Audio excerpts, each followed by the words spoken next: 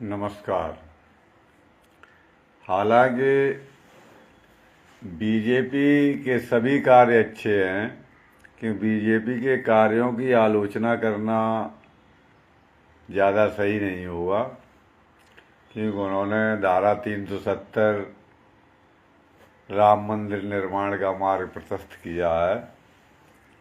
ये हम बीजेपी को श्रेय देते हैं, जो बीजेपी के एजेंडा में पहले से ही था।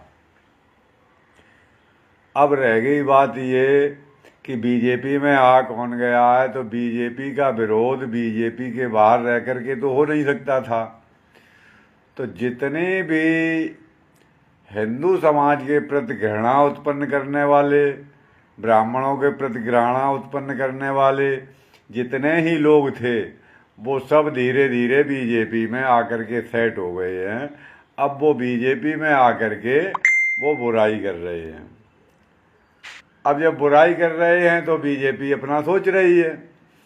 तो अब एक जो उत्तर प्रदेश में और रह गया राजकुमार भाटी, तो वो भी बीजेपी उसमें शामिल कर ले और पूरे तरीके से हिंदुओं के और ब्राह्मणों के खिलाफ पूरा एजेंडा जो पहले अन्य पार्टियां चलाती थी, वो अब बीजेपी में चलने लगा है।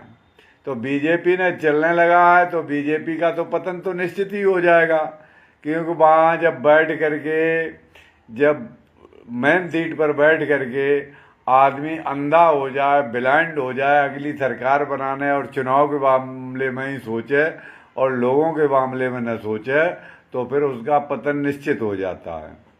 तो पतन अब होने लगा है। पतन होने इसी कारण से लगा है कि जितने कम्युनिस्टी, वाम से भी विचारधारा के लोग थे, जो हिंदू देवी देवताओं को गाली देते थे, उन्होंने आकर के बीजेपी में डेरा डाल लिया है। वो अपना अधिकार समझने लगे।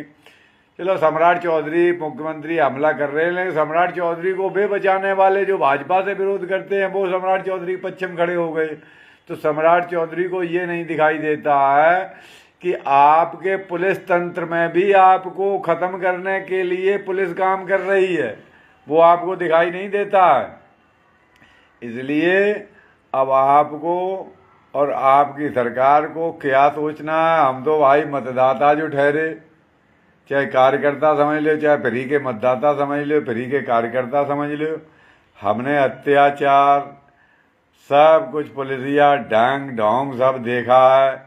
ये कुछ भी नहीं है। झूठा ढकोसला करने वाले कि हमारी पुलिस क्या करती है। पुलिस किसी की सगी नहीं है, किसी की बाप की सगी नहीं है।